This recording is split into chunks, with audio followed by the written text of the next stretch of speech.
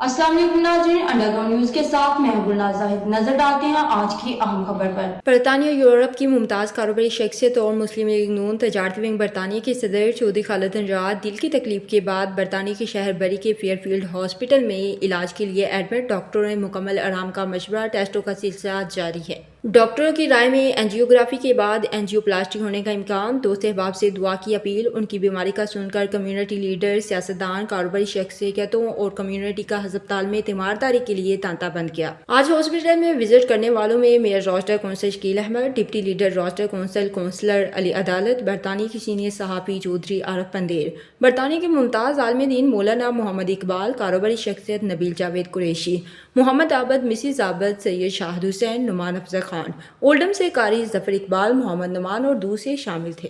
Overseas Pakistanis Punjab commission کے vice chairman barrister امجد ملک نے اپنی طرف سے اور نائب وزیر اعظم و وزیر خارجہ محمد اسحاق ڈار کی جانب سے لاہور سے فون کر کے خیریت کا پوچھا۔ دوسرے ٹیلی فون پر خیریت پوچھنے والوں میں مانچسٹر سے سالیسٹر کونسل بلال بابر، سالیسٹر سرفراز رائے، اکاؤنٹنٹ عبد الباسط، روشنی سے امام و خطیب مولانا عبدالحکیم چودھری، نواز انڈس پرنٹ والے عامر ضیاء، مولانا عبدالرشید، طارق موجید، محمد مصطفیٰ، مقبول باجوہ، پاکستان سے retired brigadier Arshad Malik, Chaudhry Safdar Hanjra, Spain سے راجہ اسد حسین، میاں عمران، راجہ وسیم، اولڈم سے ایم کیو ایم برطانیہ کے صدر چودھری الطاف شاہ سدھو، سپرنٹنڈنٹ جیلر سیالکوٹ ملک بابر علی، چودھری حامد گمن، چودھری غضنفر گمن، احمد گمن، سینئر صحافی چودھری اسحاق، محمد فیاض بشیر شامل تھے۔ دنیا بھر سے خیریت دریافت کرنے والے دوست احباب مسلسل فون کر کے خیریت دریافت کر رہے ہیں۔ چودھری خالد نژاد نے ہسپتال اور فون کرنے والے اپنے دوست احباب کا شکریہ ادا کیا اور کہا کہ انشاءاللہ کچھ دنوں بعد علاج مکمل کرانے پر ہسپتال سے گھر شفٹ ہو جائیں گے۔